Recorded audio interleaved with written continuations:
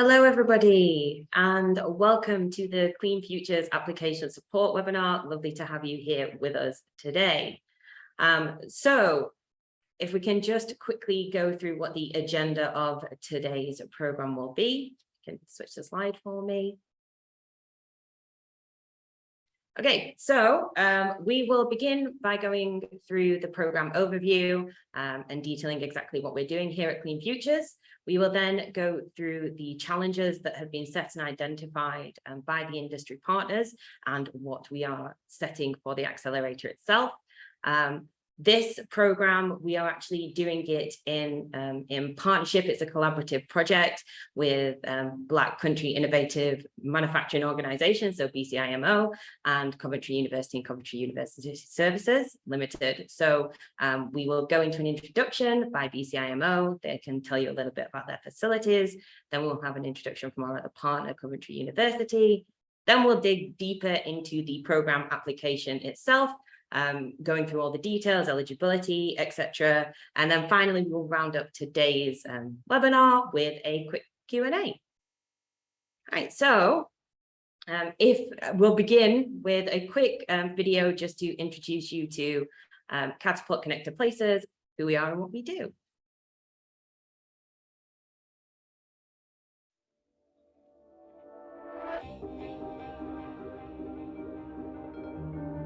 For millennia, cities have been places where bright ideas spark.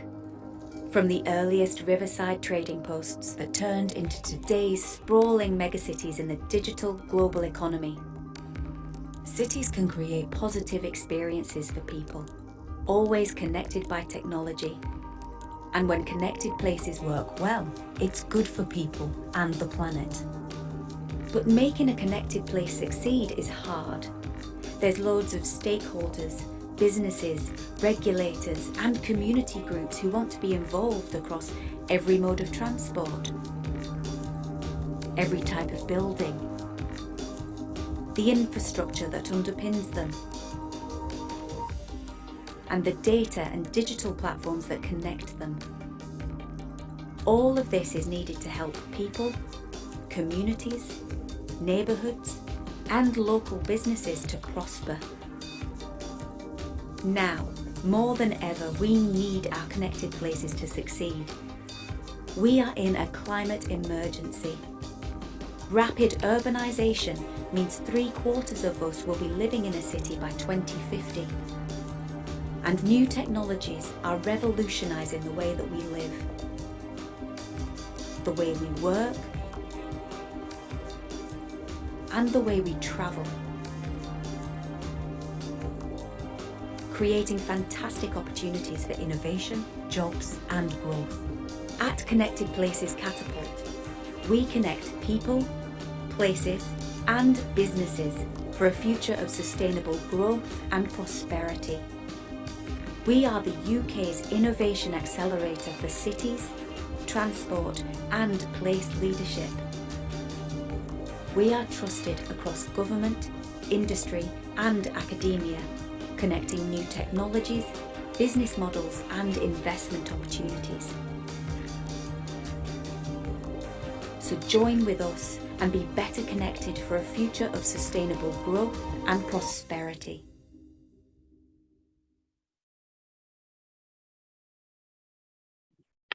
Fantastic. So as it just said there, we are Connected Places Catapult, and we're one of the 9 innovation centres set up by Innovate UK to grow the UK economy by accelerating technology in different areas of strategic importance. So, for example, there are catapults for medicines, discovery, energy systems, satellite applications, advanced manufacturing, just as a couple. So our domain is transport systems and places. We're here to enable sustainable and accessible transport solutions and places for people to live and work for increased well-being. Next slide, please. So what we do here at Connected Places Catapult, and in particular that is relevant for today, is we run accelerator programs. And the value that we add with these accelerator programs is we give SMEs the opportunity to get technical and market expertise. We've worked with over 4,500 SMEs with network, different experience. We do events, scout, scope, recruit, and the really important thing that we do and we add with these accelerator programs is we create and allow access to market, particular market actors, commercial partners, policymakers, and ultimately funding opportunities. Next slide, please. So, quick introduction. I'm Harriet Muscroft. I am the Accelerator Program Manager for the Clean Futures Accelerator Program. Next slide.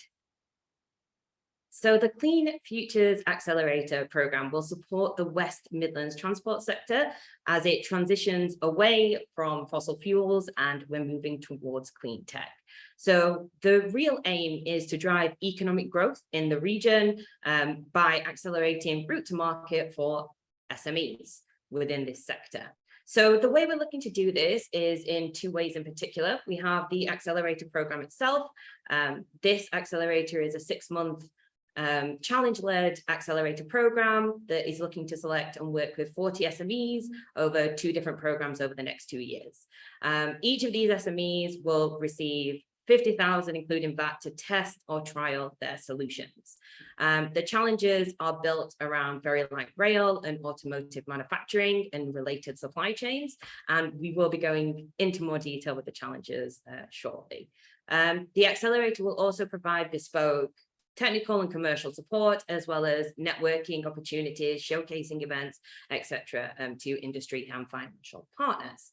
Then there is the second half of the program and the project, and that is the Clean Futures Catalyst.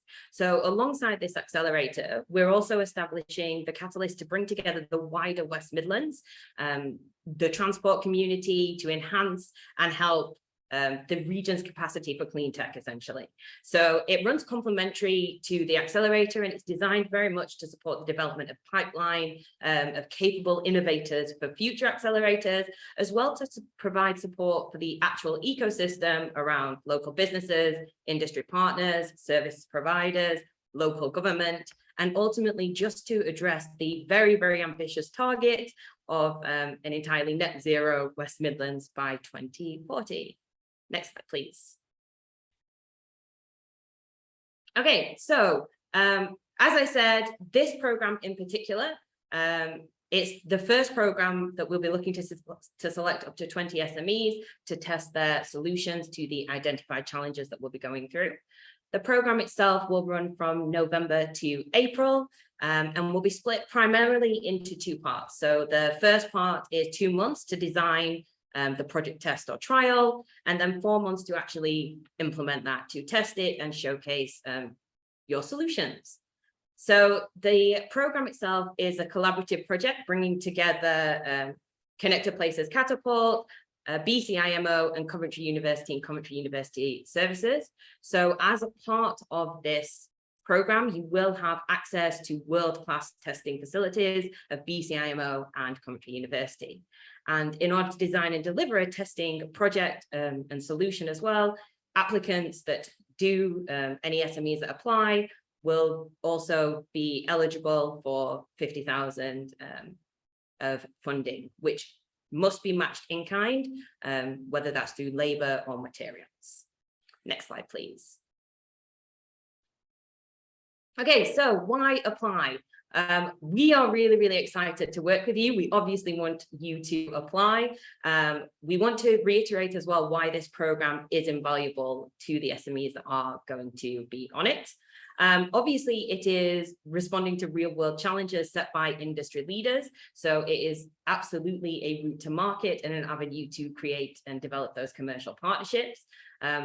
We also have world-leading test facilities, as I said, which we'll go into in so much more detail shortly, and you'll see just how amazing they are. You will also receive up to 50k cash contribution for the trialing of your project or testing. you get additional commercial support. So obviously we want your company to make money. So that is what we will be looking to do and give you those routes to market. And it's a great opportunity to showcase to key industry stakeholders. Next slide, please. Okay, so the program structure itself, as I said, is split into two parts. You have the phase 1 and phase 2.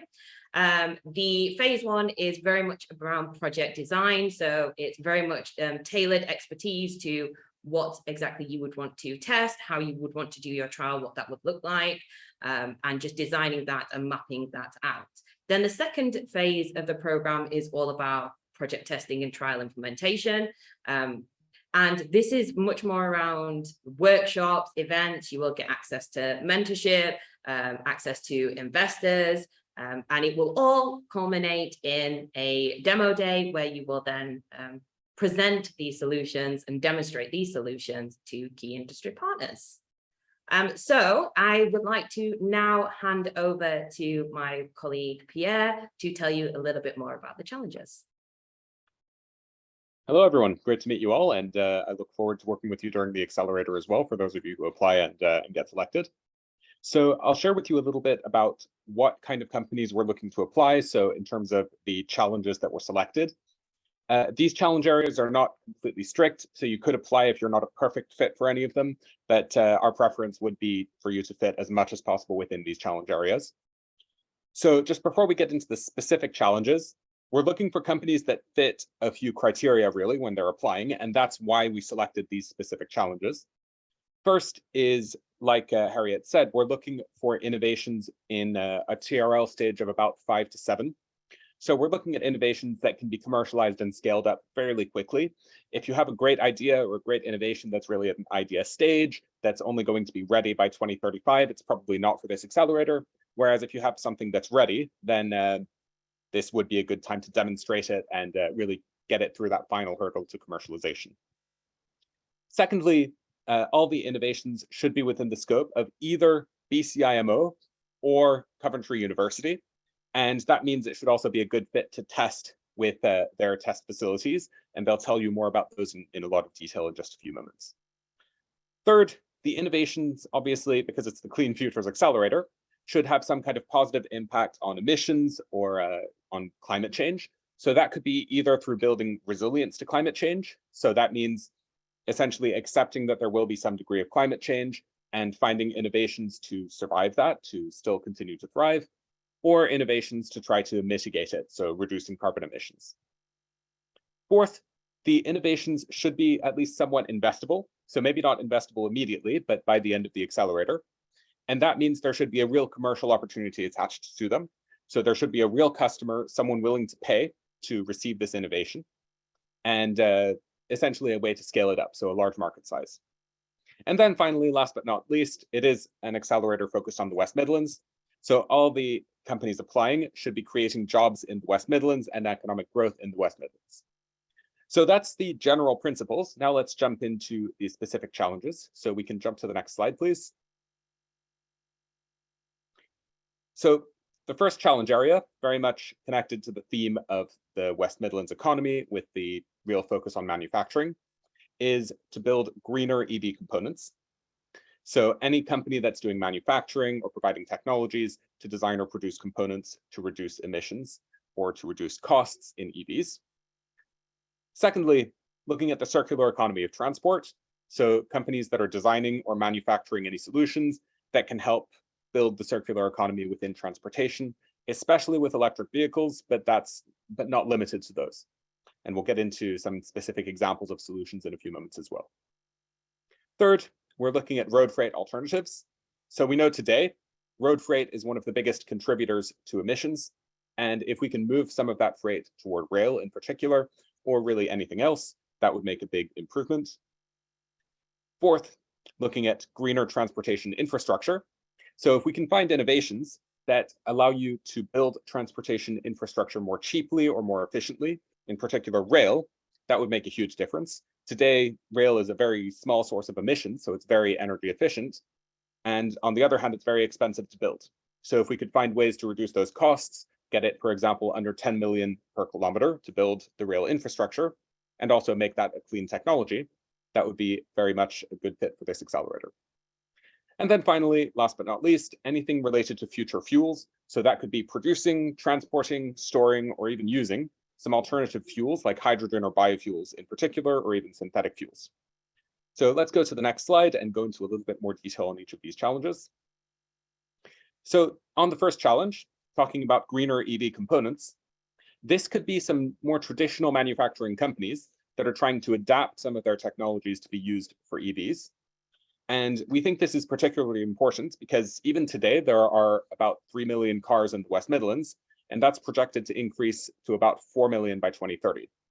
And within that, EV uptake is increasing really fast. So that means that cleaner and cheaper EV components are going to be really important to make sure that those are adopted and that the clean technologies get scaled up successfully. So essentially, we're looking at any SMEs that can contribute to this with either subsystems or systems for any type of electric vehicle. And that can be not only cars, but even micromobility, traditional road vehicles, and public transport, or even HGVs and things like that. So there are a few examples here. I'll leave you to read those in your own time. And if you have any specific questions, I'll be here for the Q&A as well. Let's go to the next slide. So the second challenge, like I mentioned, is around the circular economy of transport. So in particular here, we're looking to recycle or reuse the most expensive or major contributors to emissions today that are in vehicles, especially electric vehicles. So the biggest contributors today in particular are batteries, but there are some other components as well that could be a good fit for this. Especially batteries, for example, represent about 50% of the value of an EV today, which is massive. So if there could be ways to try to recycle or reuse batteries better, that would be a huge or a perfect fit for this challenge. So here, it's really important to consider for any company applying the full life cycle impact on emissions and the financial viability of whatever your innovation is. So if it ends up that by recycling, you end up causing more emissions from rebuilding or transporting the component that you're recycling, that would not be a good fit. But if you realize that it really is financially and environmentally viable, even considering the full life cycle emissions, then this could definitely be a good challenge to apply for. And again, there are a list of solutions below. I'll let you read those after this session. Let's continue to the next one. So the third challenge, like I mentioned, is around freight alternatives. So we're trying to find any innovation that could reduce road-based freight movements. And there are a few ways we could do that. One of them is through new freight planning solutions. So trying to plan the infrastructure of heavy rail, for example, to encourage the use of freight, trying to use excess capacity in rail for human transport to apply that to freight. For example, maybe at night, this infrastructure is being underutilized. If there could be a way to utilize the infrastructure for freight instead of humans, that could be a very good fit. And we're also looking at things like shared transport solutions for this. So trying to find ways to combine human and rail freight. Let's continue to the next challenge. So next we have any innovations around greener transportation infrastructure. So here we're looking to find any innovations that can contribute to the big long-term target of 10 million pounds per kilometer of track form. So this is an ambitious target, and there are a few ways you can contribute as an SME, in particular, by reducing the destruction caused by building rail infrastructure. So today, for example, I realize you need to dig quite deep to build it or to damage some utilities. If there could be ways to circumvent that, that would make building rail infrastructure much cheaper and also much more environmentally viable. So it would cause fewer emissions. Again, here, just a reminder, and this applies for all the challenges, you should be looking at the full life cycle emissions, not just at a single point during that. Let's continue to the next challenge. So this is the final one. Here, we're looking at companies that are trying to produce, transport, or store any alternative fuels. So of course, long-term, we could be looking at hydrogen, and also maybe more short-term at biofuels or synthetic fuels. So if you have any solutions around this, that would be an excellent fit for the accelerator.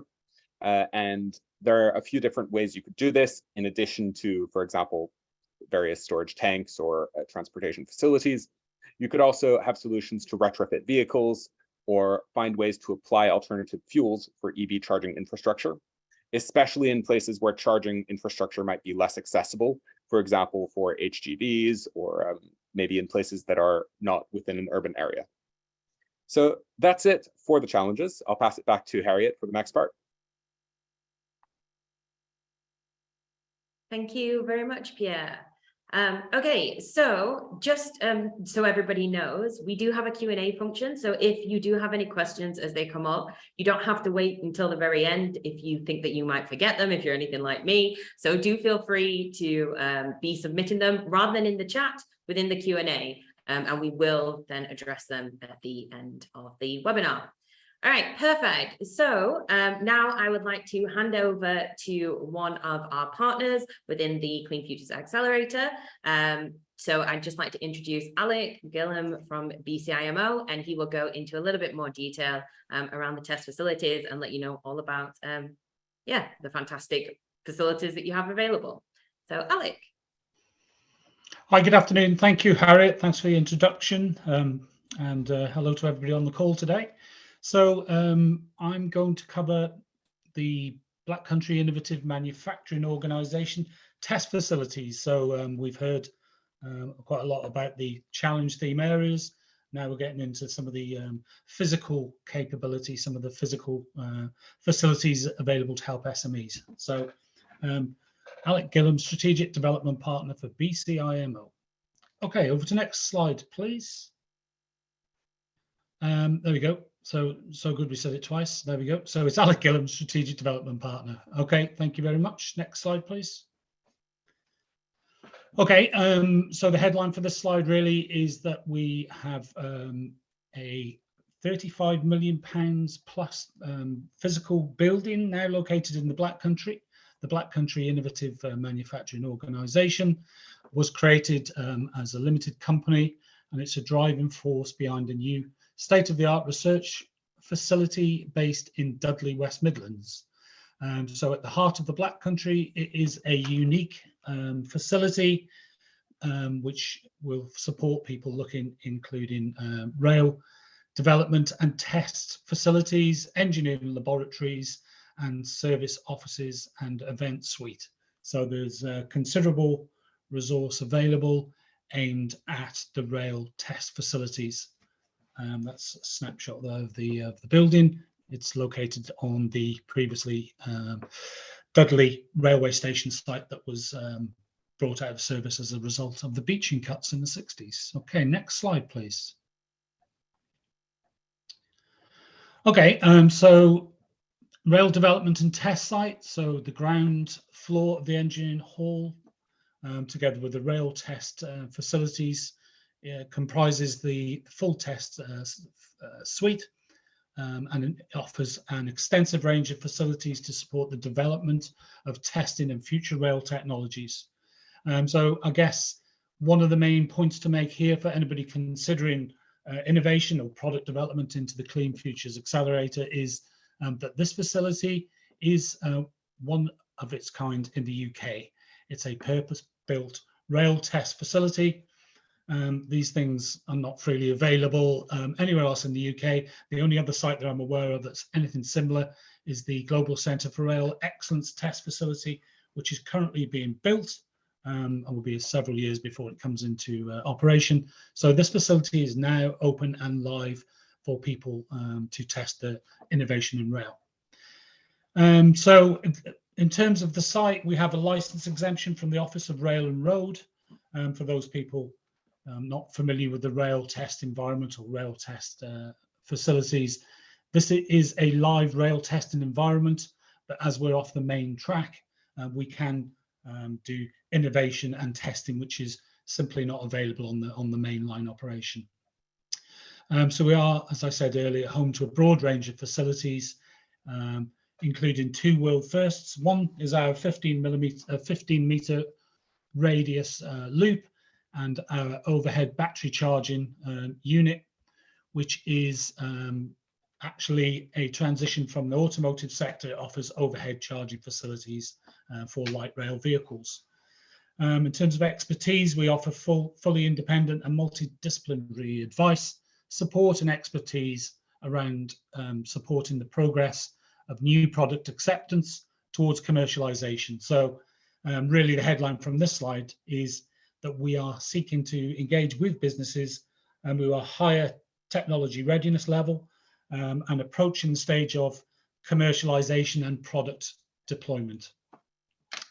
Okay, next slide, please.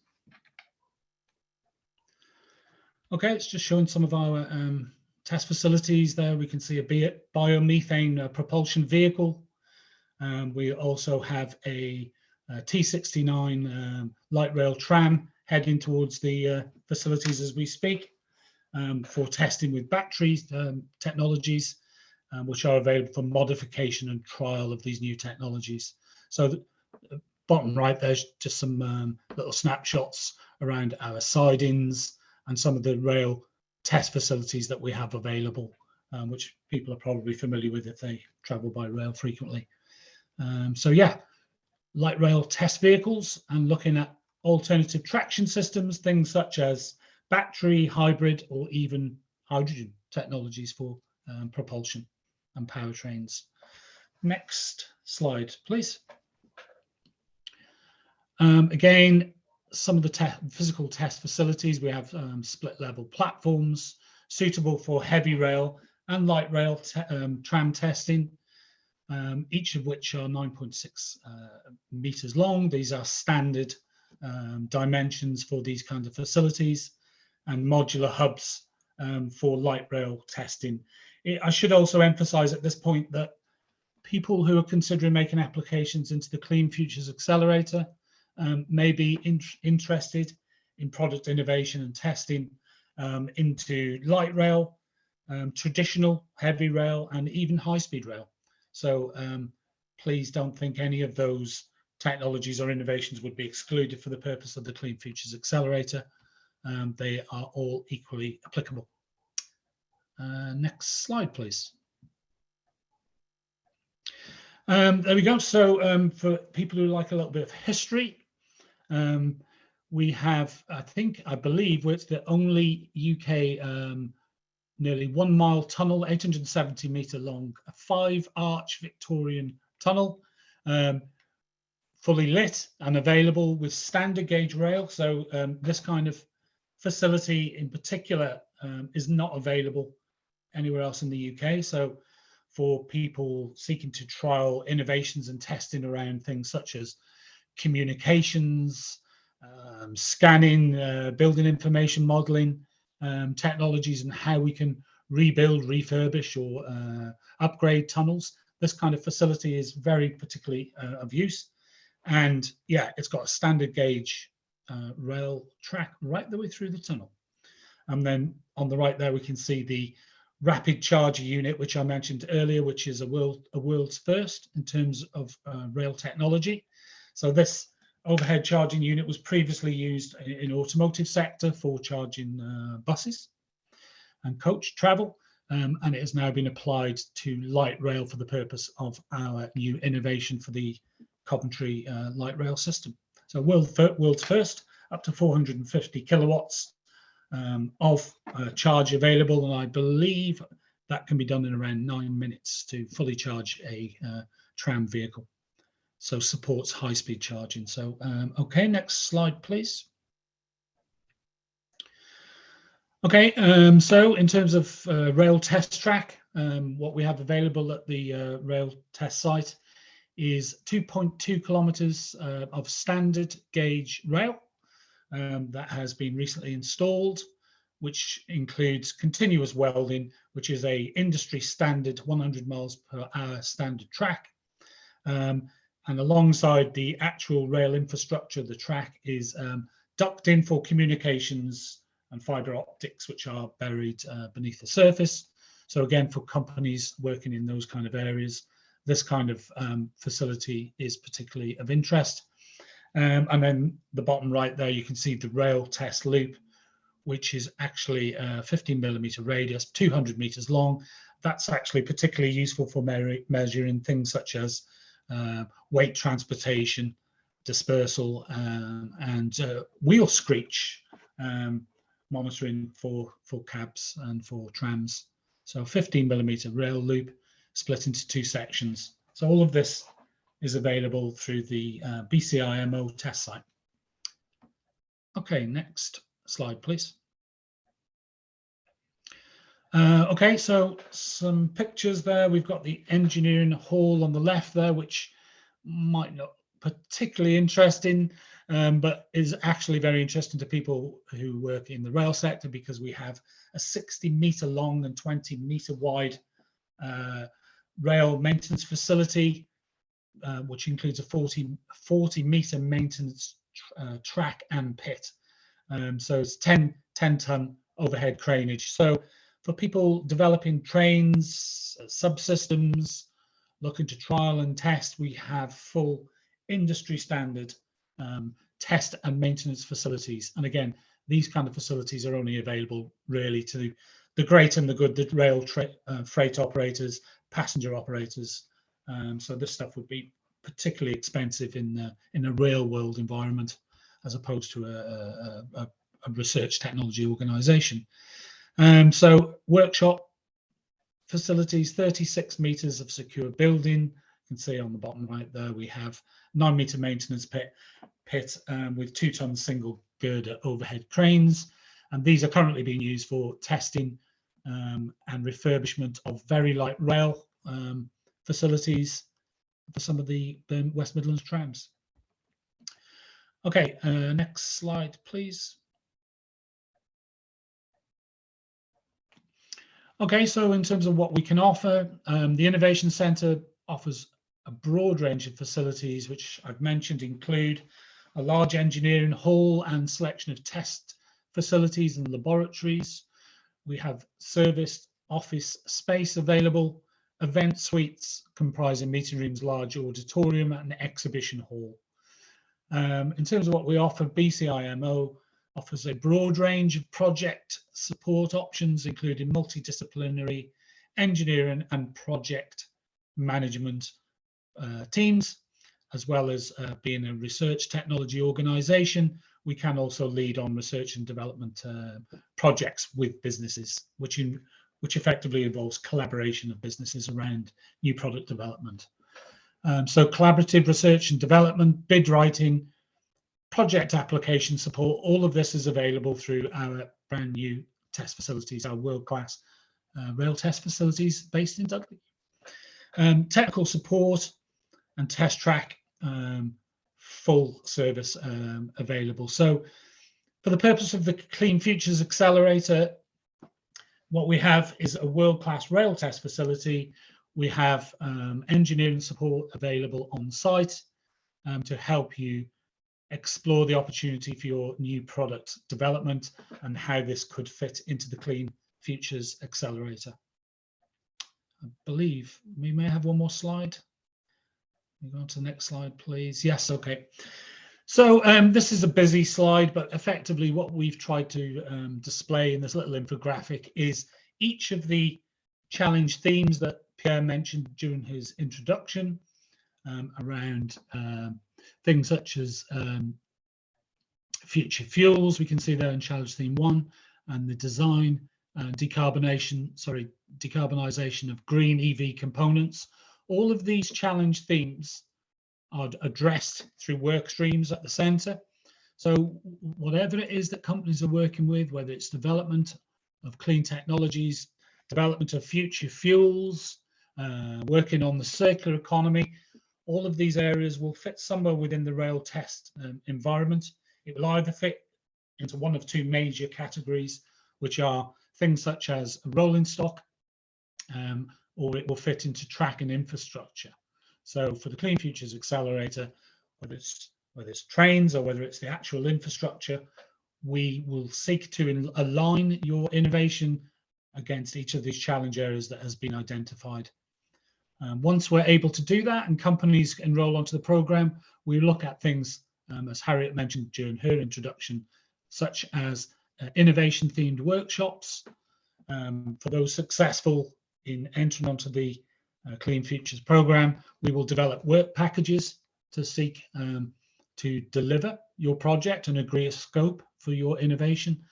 And then the far two right blocks there, we're looking at things such as commercialization, so a full wraparound service facility for those companies, not just developing new products, but also getting them to market.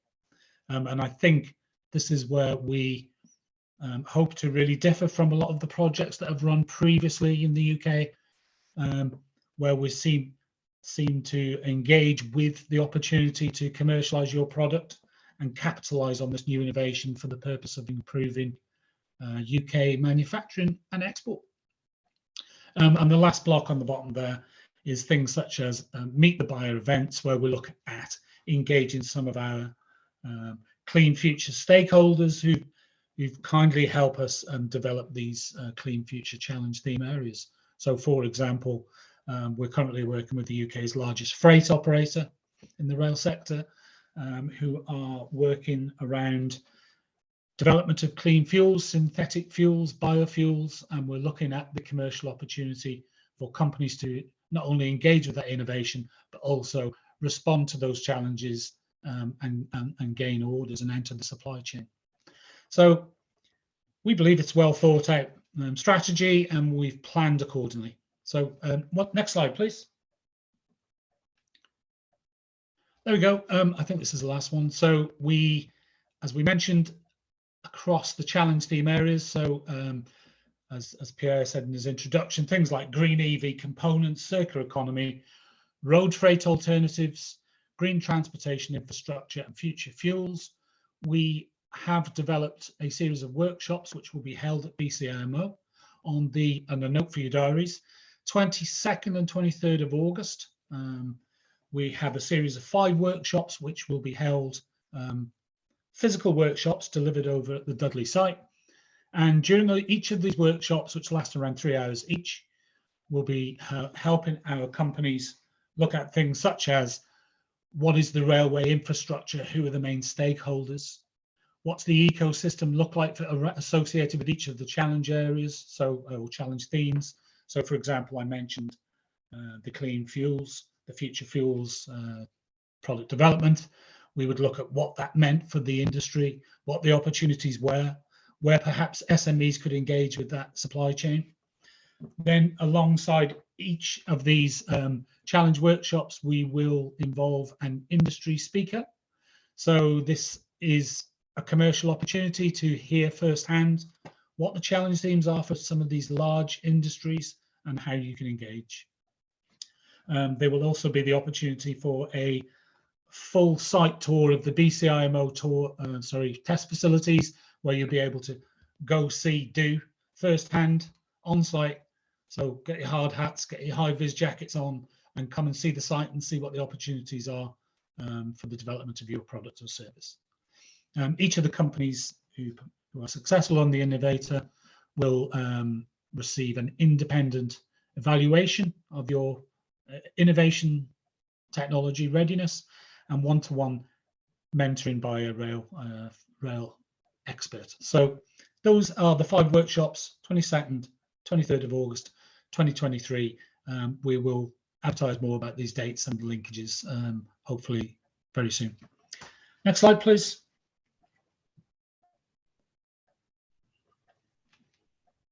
I think that's you done. Has that me done? Okay, thanks very much. Thanks very much. Thanks very much. Okay, thank you very much, Alec. All right, so we are just to pick up as well on what Alec just said around the workshop dates. What we will do is, following today's webinar, we will email all the participants links, so that if you are interested in signing up to any of the workshop dates, you will have the opportunity to do so. So yeah, just to let you all know that we will send that out following today's session. All right, and so now I would like to introduce our other partner, Coventry University, and Professor Marcus Kaufman, to go through Coventry University's facilities. Marcus. Great, thanks, Harriet. Hi, everyone. It's a pleasure to be here, and I will talk a little bit about Coventry University and the equipment and facilities that we'll make available to support this program. So if we can move to the second slide, please. Next one, please. Thank you. So just for those who don't know Coventry University, we are split into 3 different organizations. We have Coventry University Research, Coventry University Teaching, which is made by our faculties. And then we have Coventry University Enterprise and Innovation Organization, which is partially our Coventry University Services team, who is also a partner in this project. Now, I would like to highlight that the capabilities and facilities that we bring to this program are across one of our largest research institutes, which is called the Institute for Clean Growth and Future Mobility. Within the Institute for Clean Growth and Future Mobility, we have 3 large research centers, one focused in manufacturing materials, which is the research center I lead, but we also have another 2 research centers that will be supporting this program. One is focused in development of e-mobility and clean growth. So that's mainly around e-machines, power electronics, battery chemistry and battery life cycle, and then hydrogen and fuel cells. And we also have a research center focused on future transport in cities, and that's mainly around future vehicle design, but also research into connected and future vehicles. So from autonomous vehicle point of view, and all the technology in terms of cybersecurity and connectivity that is involved on future transports.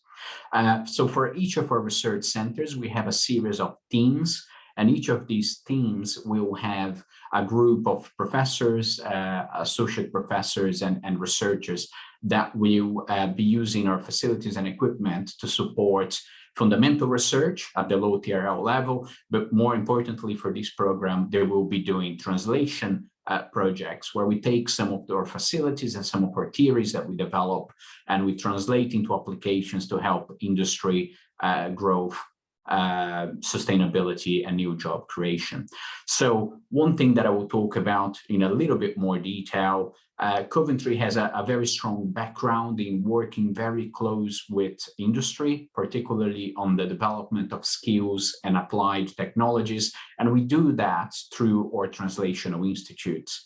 So for the Manufacturing Materials Research Center, we have 2 translational institutes. One is the Institute for Advanced Manufacturing Engineering. Another one is the National Structural Integrity Research Center. So we'll talk a little bit more about these translational institutes and in particular the capabilities and facilities that they have that will be made available to the partners in this project. So if we can move on, please, to the next slide. So this slide basically shows the alignment of our 3 research centers that I just mentioned on e-mobility and clean growth, manufacturing materials, and future transport in cities, which are all linked to our translational institutes. So if you look at the e-mobility and clean growth research center, that is aligned to our Center for Advanced Low Carbon Propulsion Systems, which is a collaboration with FEV, so an industrial partner, and that's where we home our testing facilities for power electronics, battery cells, fuel cells, and we have a hydrogen farm in there for hydrogen testing and fuel cell testing. Next to it, we have the Institute for Advanced Manufacturing Engineering, which is linked to our Manufacturing Materials Research Center. And in this building, we home our capabilities and facilities around material testing and characterization, metallurgy, metrology, functional materials and chemistry labs, or lasers and joining labs, robotics, advanced manufacturing, digital manufacturing, sustainable manufacturing kit and teams. We then next to it, we have our partnership with TWI, the Technology Welding Institute down in Cambridge, where we have capabilities on structural integrity analysis and on materials testing as well. So those 2 are linked to manufacturing materials. The next 2 translational institutes are linked to future transport in cities. And those are the National Transport Design Center, which is based on our main campus in Coventry, where we host a number of different industrial partners there, mainly focused on human factors and future transport design, ergonomics. We have done a lot of work recently on alternative methods of transport, things like electrical vertical takeoff and landing vehicles, but as well more traditional automotive and rail vehicle design. And then finally, we have also a translational institute with Horiba Myra based in Nuneaton, where we have access to state-of-the-art autonomous vehicle tracks for testing, simulators, and we do a lot of work on vehicle dynamics, simulation, digital twins, and a number of different areas. So all these facilities could potentially be available to applicants through the Clean Futures program, as well as the team and the expertise that we have in using the equipment within these facilities. If we can move on to the next slide, please. So one thing that we want to emphasize in terms of the capabilities available at Coventry University is our expertise in engaging with industry and integrating not only address solutions that address your needs from an R&D point of view, equipments and facility, but also the skills and training required to make that transition. Very often we find that the biggest barrier to adoption of a new technology is having the right skill set and the right workforce within your business and within your supply chain. So at the Institute for Advanced Manufacturing Engineering, we have a model that is tried and tested, and we've been running since 2013 under this model, where we combine the development of technologies, like in this example here, what you see in the middle column is the development of battery cells, battery modules, and battery packs, with what you see on the left-hand side column, the development of skills and training for the engineers of today and engineers of the future that will be working on that supply chain, producing those components and those products. And what we also have expertise in is trying to run pilot demonstrators to show the potential of new technologies, particularly clean technologies, which allow our partners to apply for further funding and hopefully grow from an idea of a product or a pilot of a product into a fully fledged business opportunity, which is what we have on the right-hand side there. So in addition to giving you some access to our labs and some access to our facilities through this program, we'll be able to bring a team that has expertise and experience in helping industrial companies to go from an idea into a roadmap for skills and development, and hopefully into a new business opportunity that will generate clean growth for you and for our region. If we can move on to the next slide, please. Getting close to an end here. This slide is really just trying to emphasize Coventry University and the way in which we do research is slightly different. Traditionally in universities, you have a very siloed approach. So people do research in a particular topic because there is an interest on the novelty of that topic and a contribution to knowledge. We obviously do that because that's how we get funding, but we also have a very strong ethos that is driven by why do we do research and how we translate that research to achieve those three key things at the center of this diagram, which is help our partners with improving their financial position and driving economic growth. So that's the profit headline, but also driving growth from a people point of view in terms of jobs, skills, and development. And obviously the sustainability is the core focus of this program. The way in which we organize the research and equipment that we have is always trying to focus on how can we aggregate value to those three key indicators in the middle, and then our research is what is surrounding that. So I think I already covered some of the topics that we do research. What you see around this diagram is our research teams in our group, and I will just try to bring some relevance to the Clean Futures program here. So if we go from top left around that circle, so in terms of structure, integrity, and non-destructive testing, we have a state-of-the-art facility and team that is specialized in analyzing and characterizing new materials and looking at ways in which we could deploy those materials in novel ways. We have all the facilities that you would require to go from material development, testing, characterization, and then prototyping and use in different applications. We then have the next one down, metrology. So we have a state-of-the-art £2.5 million metrology lab that allows us to very accurately measure components, measure materials, characterize subsystems and systems within a product. So there is a lot of expertise in there on battery manufacturing and on electric motor manufacturing that we can bring to this project. The next one at the bottom, functional materials and chemistry. So our work mainly focuses on development of new functional materials, coatings. We have a lot of expertise on coatings for hydrolysis systems and hydrogen production in that group that might be very relevant for this project. We then at the bottom have a team on technology and innovation management. So the focus there is on creating roadmaps, creating strategies, business model analysis, transformation support, to help transition from traditional manufacturing methods, traditional products, to future manufacturing methods and future products. We then have lasers and joining at the bottom right. A lot of expertise, again, in surface engineering, welding and joining of battery cells, laser cutting, material processing there. Then next up is our sustainable manufacturing group, life cycle analysis, carbon accounting, roadmap to net zero, some support in terms of identifying alternative materials, design for recyclability. There is a number of capabilities that team could add to this project.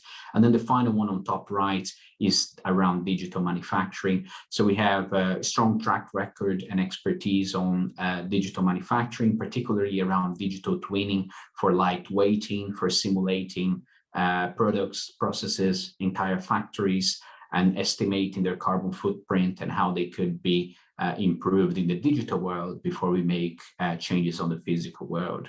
So hopefully that gives an overview of those research groups that we have and what they can add.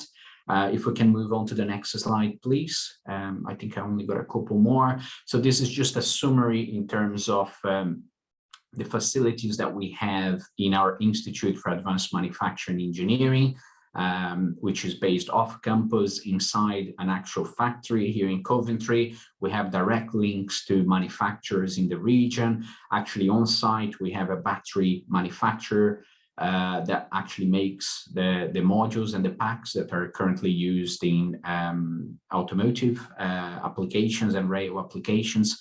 And within this facility, we have, as I mentioned before, materials, metallurgy, sensors, metrology, robotic, laser manufacturing systems, rapid prototyping areas, functional materials and chemistry labs, laser processing labs, and then state-of-the-art digital manufacturing engineering setup with all the software that you would need to go from designing a product to designing a factory to then running that factory and monitoring product performance in the field. So all of these facilities obviously will be available through this project. If we move on to the next slide, please, and I think this is the last one. So just to summarize the three key areas of support that we will offer, and I will not read all the detail there. Just suffice to say, we want to offer clean technology capabilities, particularly around propulsion systems and then the manufacturing thereof. We also want to offer sustainable technologies and our approaches on sustainability, which is the area number 2 there. And then finally, we can offer a lot of technical consulting expertise around life cycle analysis, carbon accounting, and so on. So if you have a project idea that you think fits within those areas or could benefit from some support on those areas, we would be more than happy to support. I'm more than happy to take on emails and contact before you apply. We'll also be running an open day event that will be held physically here in our Institute for Advanced Manufacturing in Engineering, but also online via a webinar on the 16th of August. And Harriet will be sharing the links to those later. I think that's my last slide. If we can just double check that's the case. Thank you very much. And please, if you have any questions, put them through the Q&A and I'll be happy to answer them in the end. Thank you. Fantastic. Thank you very, very much, Marcus.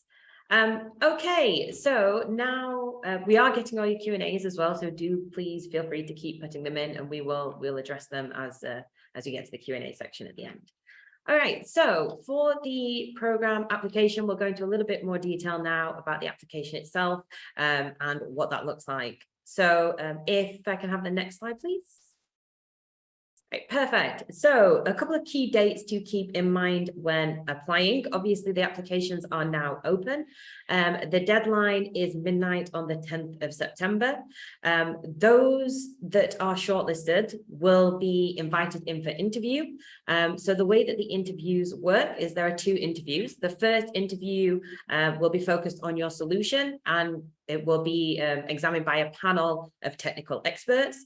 If you are then successfully invited for a second interview, that will then be to assess the commercial potential of your solution. The interviews are from the 25th of September to the 5th of October. So like I say, some key dates, but we'll also share these slides. So all of these dates will be with you after the presentation today. Selection will be confirmed the week commencing the 16th of October, and then the program will begin in November. So a little bit on the eligibility criteria. So you will need a UK company address. Your innovation technological solution needs to be TRL 5 or above. So if you aren't sure exactly what your TRL is and exactly what the different TRLs are, within the application page, you can also click on the program scope document and all of the information is in there, or you can look at the application guidance and again, it's also in there. So we'll share that at the end. You will need to have a demonstrable alignment to one of the challenges being addressed that Pierre went through earlier. So you do want to be in alignment and directly addressing one of those challenges. As this is obviously a West Midlands focused program and all about improving the West Midlands ecosystem economy around clean tech, you will have to be willing to have face-to-face meetings within the West Midlands. You will also need to be willing to complete a development testing or demonstration of your solution in a real or relevant environment using either BCIMO, those facilities we've just run through, or Coventry University's test sites. You will also have to contribute an additional 50,000 in-kind match funding. So this could be labor, materials, etc. Ideally as well, applicants will already have an operational presence within the West Midlands. We do emphasize that the most successful applicants will have a registered office there, though it doesn't have to be a head office. It's also possible to engage with partners that don't have a presence in the West Midlands. But if that is the case, just providing that is the case, you want to make sure that your technology or solution will be deployed within the region, or you can expect some level of regional impact from your deployment of your solution, whether that's future jobs or investment opportunities, etc. Alternatively, if an applicant based outside of the West Midlands that wants to join the Accelerator, so I don't know, let's say Scotland as an example, to conduct the technology development testing in the region, but has no intention of creating any ongoing presence within the region, that would not meet the eligibility criteria. So do be aware of that. Okay, so next slide, please. All right, so we're going to go through and do an application demonstration, just to give you an idea of exactly how the application works and just to make sure that you're familiar with the platform when you are looking to apply. And for that, I am just going to hand over to Jericho, who I think will need to share her screen to run through this. Hi, everyone. Yes, I'm just going to briefly show you how you'll go about fulfilling your application. So hopefully my screen is sharing. Yes, so this is the webpage you'll go on. This is the Connected Places Catapult community platform. You'll first need to create an account. I'll show you on the Clean Futures Accelerator page. It'll prompt you to register because, as you can see, I'm not logged in. So first, we're going to either click sign up here or register. And then you'll be taken here. I'm not going to fill all of this out in the interest of time, but you'll need to input your first name, your surname, your email address. You'll need to create a password. The requirements can be found here. You'll need to consent to receive email for program updates, and then you can fill out profile information here. Anything that has an asterisk next to it is required. Anything that doesn't, if you'd like to skip, you're welcome to skip it. And then here, I'm just going to indicate that I'm going to apply to Clean Futures so that it shows up on my user dashboard. And then this is also optional, but you might fill it out. And then I will submit it. In the interest of time, I'm going to log in.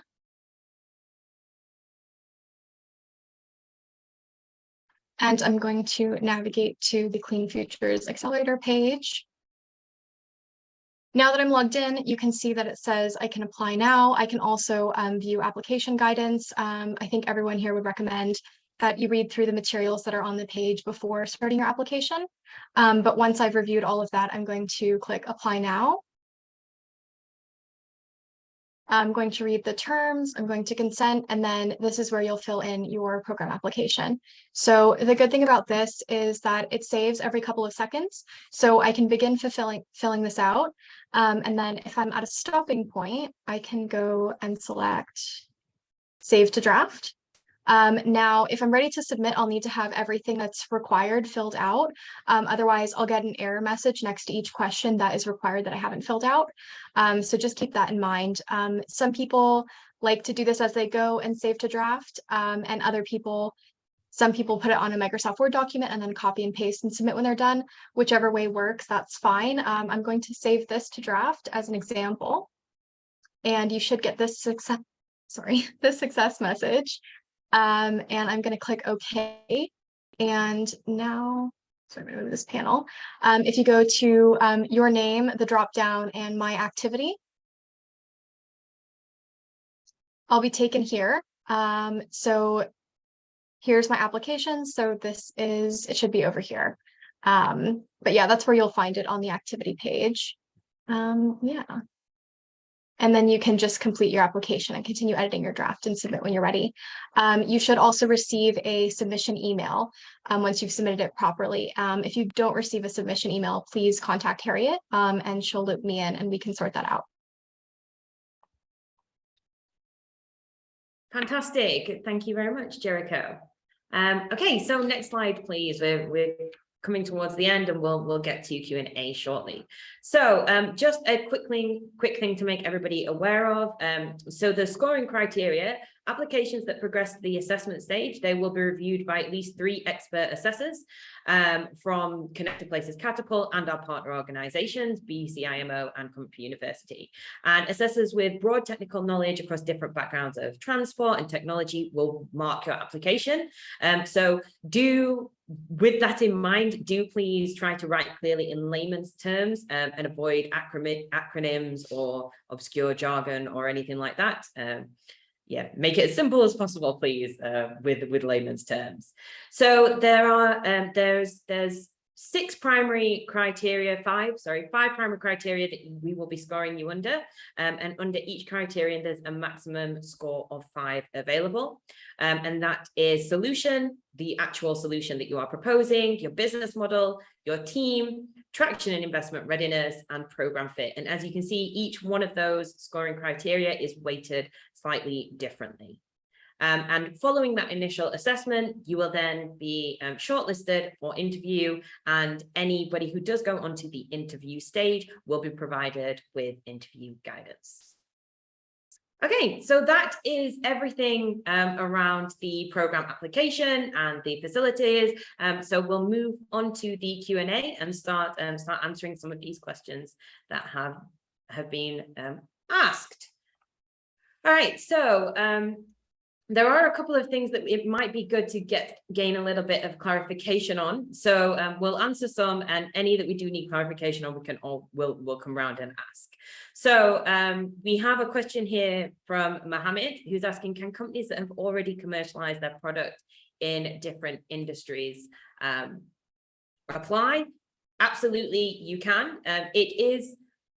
It's fine to, if you've already commercialized a product, but you are wanting to test it within a particular area, whether that is rail or automotive. So for an example, if you have created some kind of solution that improves, I don't know, windows, and that has been within buildings and used within buildings, but you've never tested that within transport, then absolutely that's exactly the kind of ideal solution we would be looking for. But it is all about just making sure that you can test it. Okay. So that is one of them.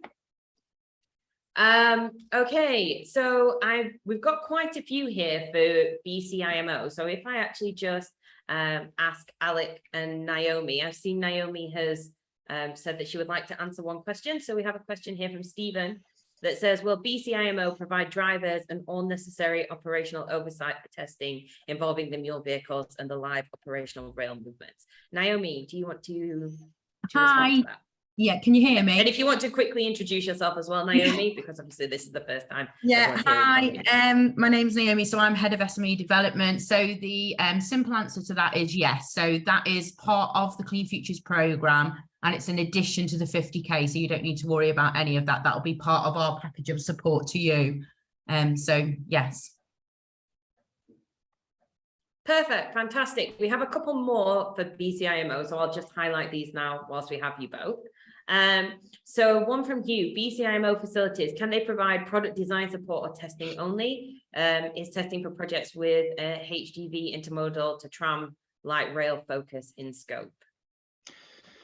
Do you want me to try that one, Naomi? Yeah, you can do, because I was going to say actually some of the solutions can be tested by Coventry and ourselves together. Yeah. I don't feel like it's got to fit one or the other. I mean, essentially we are kind of a testing and demonstration site. However, the SMEs will be assigned with an expert within that particular challenge area, and they provide about 10 days of support and guidance. But if it's, full on kind of product design, it could be that you sit with Coventry for a part of it. And then if you are kind of testing and trialing, maybe you come over to us. So all of this will be sort of considered as part of the application process. Sorry, Alec, do you want to add any more? No, that's good. That's a really good example, actually, of intermodal application. So freight transportation, HGV, that's perfect. That would work for the complete, for both partners. Okay, perfect. Thank you. We have Alec, are there mechanical abuse testing facilities for batteries in the test labs you mentioned? Other mechanical abuse tests. Well, so the simple answer is we don't have all of the technical expertise to address every business or innovation currently. I mean, battery technologies is something that we do have quite a lot of capability on site currently, so that would probably fall within our remit. What we are realistically doing is some of the technical expertise, engineering specialisms that we bring in will be specifically to address the innovations that present themselves.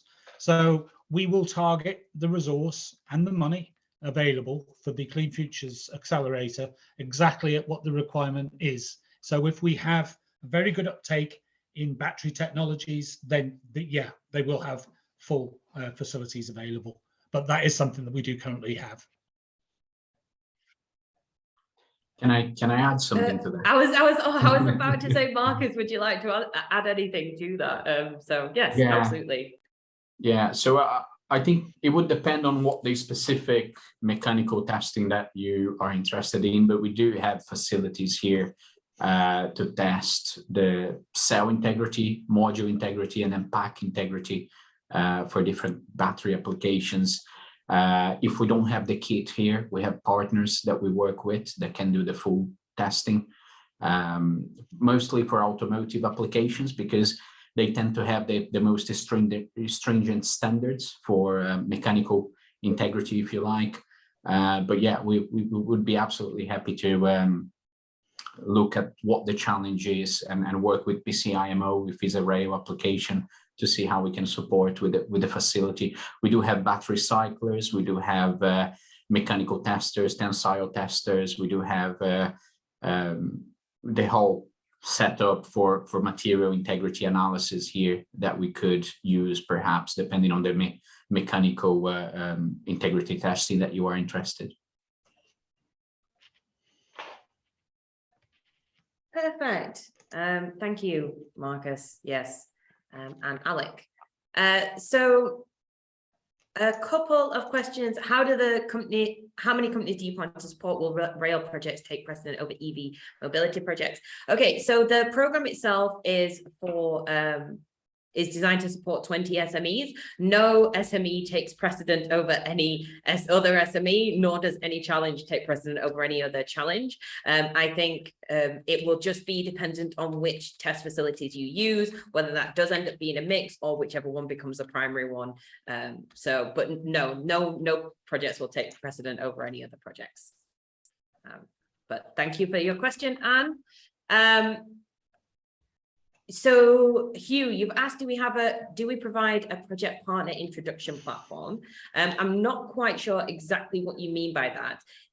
Do you mean, is there some kind of platform where we formally introduce you to partners? In which case, no, there isn't.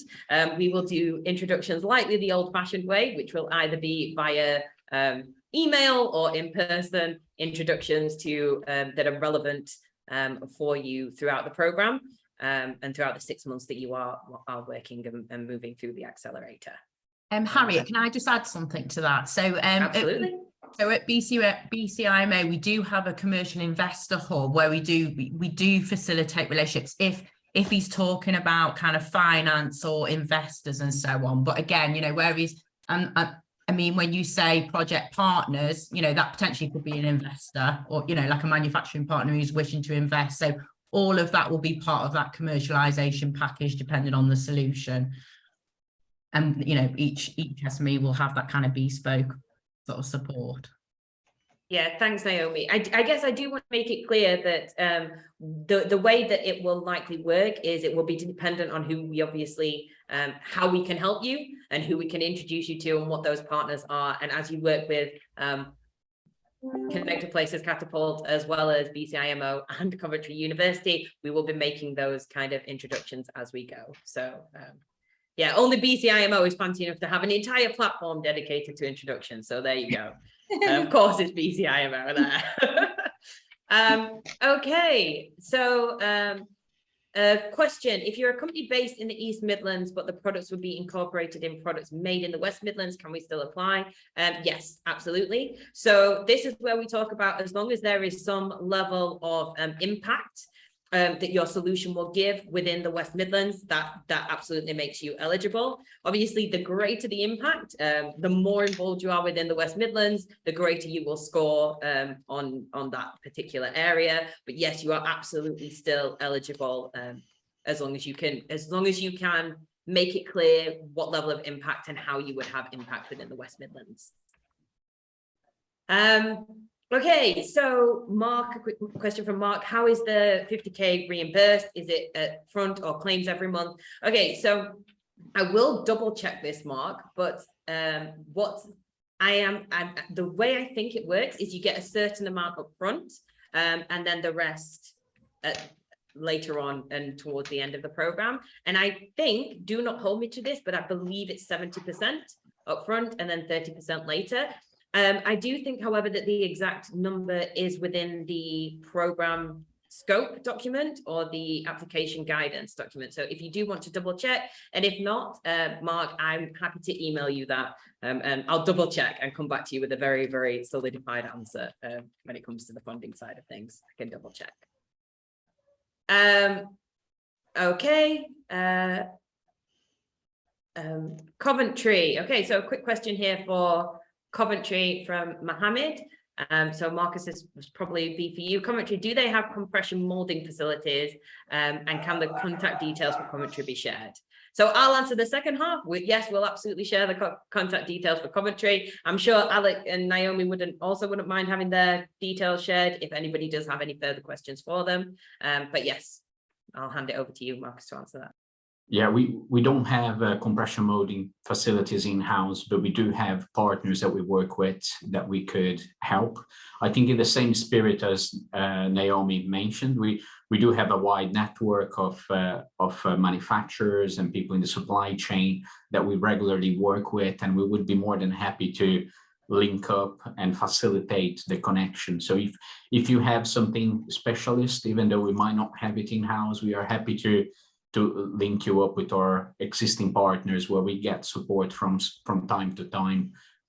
So the answer is no, we don't have it, but if your application fits the criteria, we would be happy to facilitate the contact and perhaps do some of the work on your behalf if that fits the criteria for the project.